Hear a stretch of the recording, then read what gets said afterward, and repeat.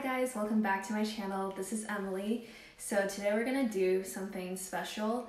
I'm gonna turn myself into an ABG, and I saw this as a trend like a couple months ago. I saw a lot of people doing it and I decided that I want to try it for myself.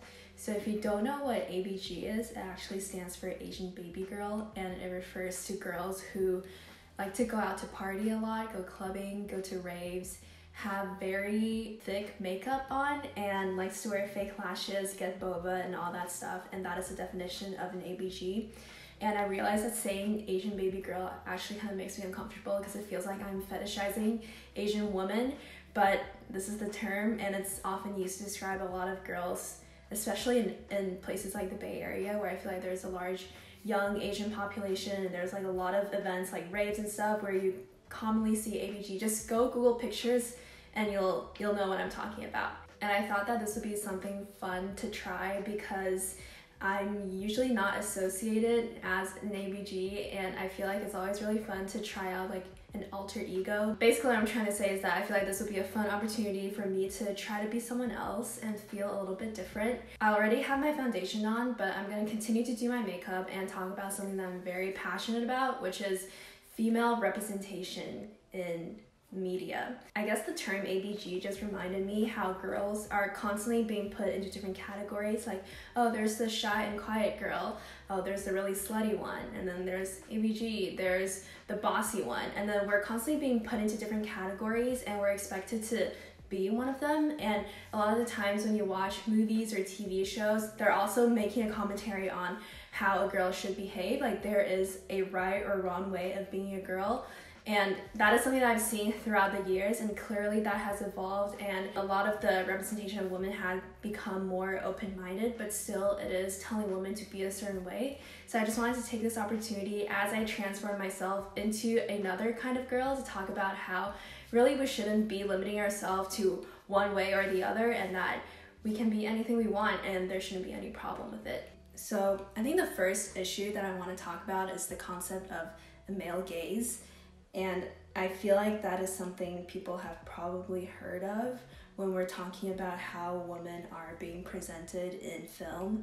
And that is something that I learned a lot and read a lot about in my film classes at school as well. And I feel like it's just been something that I'm constantly thinking about, like what does it mean for a director to have a male gaze when they're shooting a woman? And a lot of the times it is objectification, clearly, and I think that is why we place so much emphasis on external beauty for women, because that is how we are being presented in media, because we have to be pretty in order to even be a valid presence on screen. And that is really shown through how cinematographers and directors or writers have portrayed women in the past, using like soft lighting to accentuate a woman's feature and using very invasive camera movements. It is kind of uncomfortable when you think about it, when it's from a male's perspective, commodifying a woman's body, but unfortunately that is just the reality of how the society works and has worked for a very, very long time. I think growing up, I've seen a lot of movies that are actually kind of sexist under the name of women empowerment, and I feel like there are a lot of these fake feminist films that I grew up with, and I think that made me think women should act in a certain way or the other. For example, I think a big one is The Devil Wears Prada. So the movie is basically about this girl who moved to New York City and she was interested in journalism, but somehow ended up at this company that is basically the equivalent of Vogue, and she's working under the equivalent of Anna Wintour, which is played by Meryl Streep. And Meryl Streep was a really mean and cold-hearted boss in the movie, and the main protagonist, which is played by Anne Hathaway, had to work her way up and impress her boss as a personal assistant, and then figure her way out in this crazy fashion world. And that was basically the story. I just felt that the movie came across to me as really superficial when I rewatched it, because it concentrated a lot on losing weight, like clothes sizes. There was this conversation between the main girl character and the guy whose name is Nigel, I believe, the male fashion designer in the movie, and they were talking about like all the improvements that she's made throughout her journey at the company.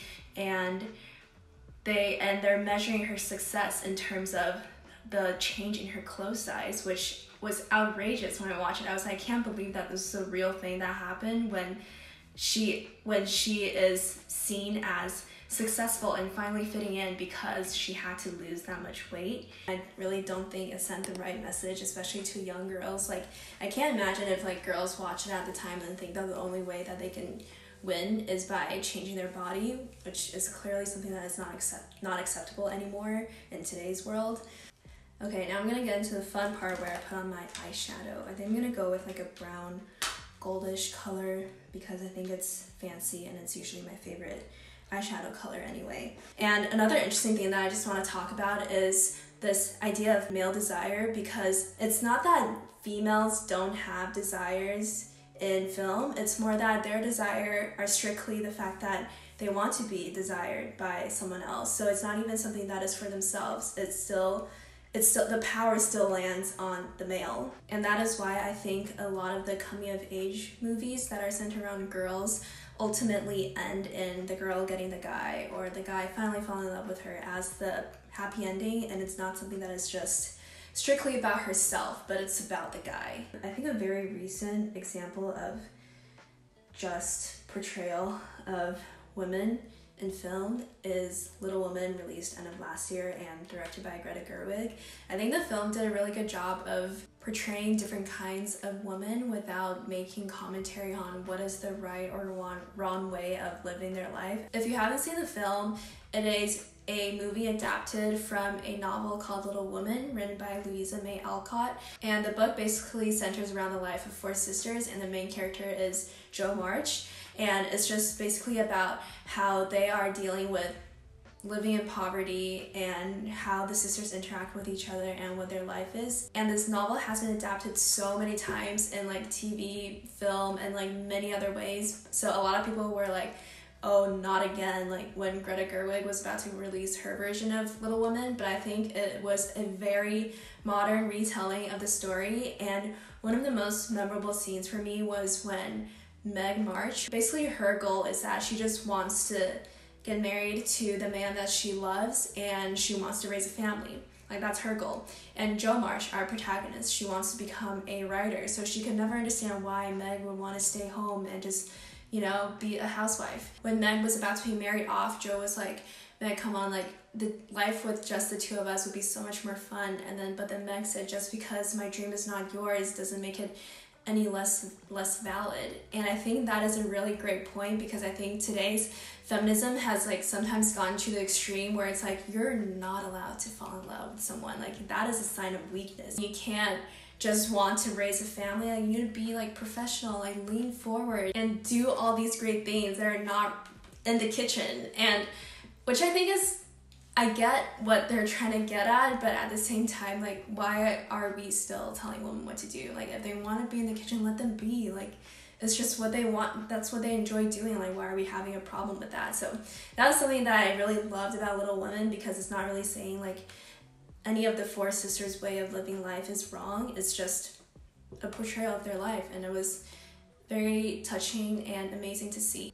And that just reminded me of another scene from Little Women when Jo March was having a conversation with her mom, and she basically said, I'm reading off a quote right now because I don't want to butcher it, "Women have minds and souls as well as just hearts, and they've got ambition and talent as well as just beauty. And I'm sick of people saying that love is all a woman is fit for. I'm so sick of it, but I'm so lonely."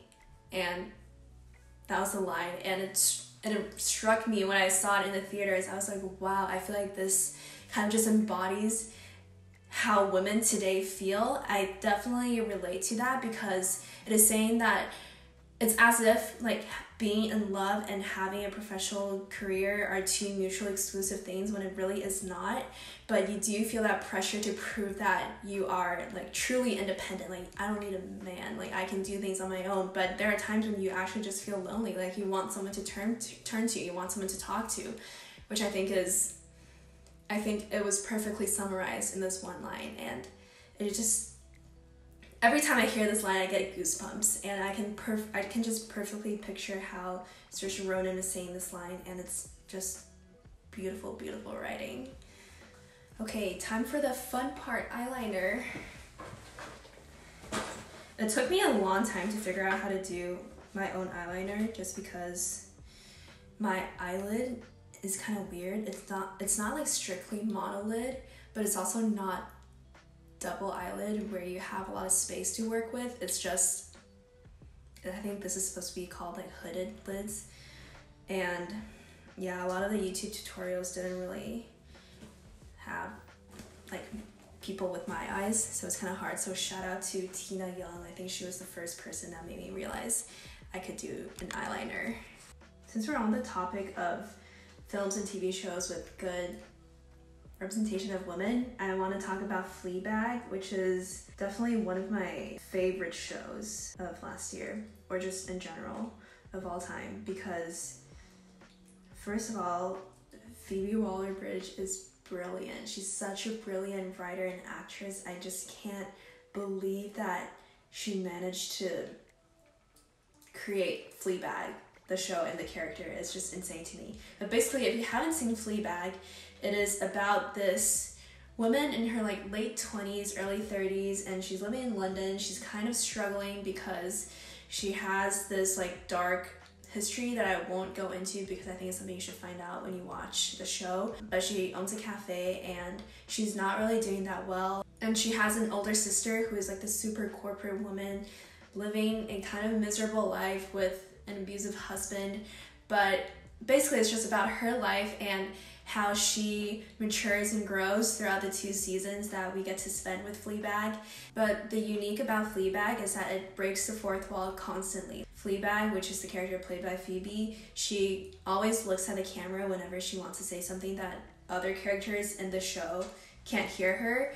And she would just, for example, if I'm like speaking to someone like, oh, like, how are you doing? And then I'll turn to the camera and be like, I hate him. Like, that is how Fleabag is shot, basically. And it's just so funny, but it's kind of jarring in the beginning when you're not used to this kind of humor, but gradually you get so caught up in it and you fall in love with it.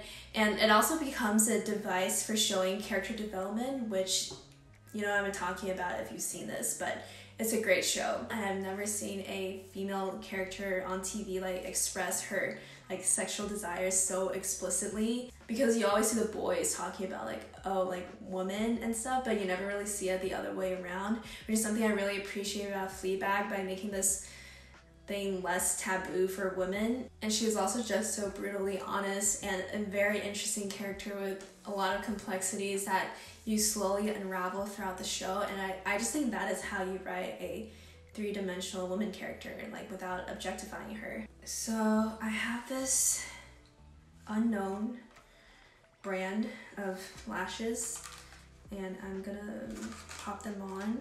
Okay, I need to do this in front of a mirror. Okay, I adjusted the lighting so that my face will not be glowing in the camera, but okay, I'm gonna try to do it so that I can see the mirror, but also you can still see me doing it. This is terrible because my camera screen actually does not like flip up, so I can't even see myself when I record myself. I just gotta guess, which is pretty risky, I feel like. Okay, I'm gonna turn you over a little bit. Oh my god. Oh, wow, I'm good at this. What if I just get lash extensions? My lashes can look voluminous every day. I literally don't know what I look like on camera right now, but I hope I don't look too stupid. This is the difference. It's not bad. It's actually not bad. Okay, let's turn the camera back to me.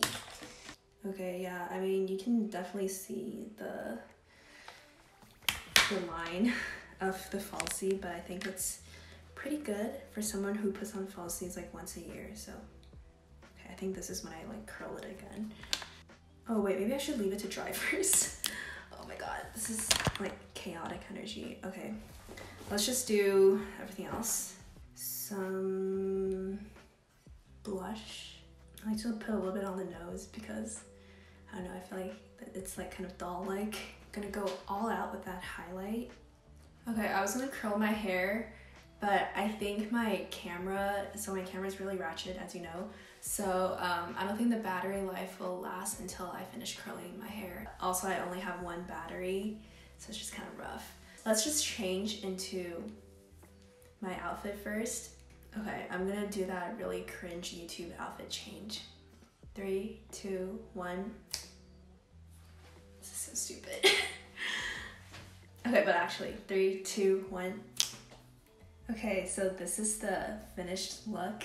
I don't think I'm gonna curl my hair just because I don't think my camera will be able to handle it, but I basically changed into this dress that I got from Aritzia, and these are just some hoop earrings that I got from Target, and this is a gold necklace that was gifted to me, and yeah, that's it. This is my ABG look. I was actually debating between going for a rave look or more of a, you know, Asian Greek formal dress look, and decided to go with the latter because I love dressing up in like dresses. This makes me sad now because after I turn off my camera, I'm just gonna be taking off my dress and wiping off my makeup, and because there's no event for me to go to, even though I'm now like so in the mood to go out and see people right now, but that's just not happening. We gotta stay home.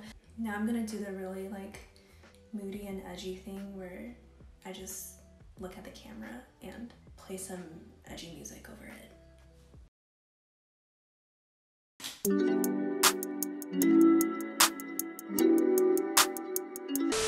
Okay, this is the not glamorous part of YouTube, where I have to move things around so that I can record a shot of me.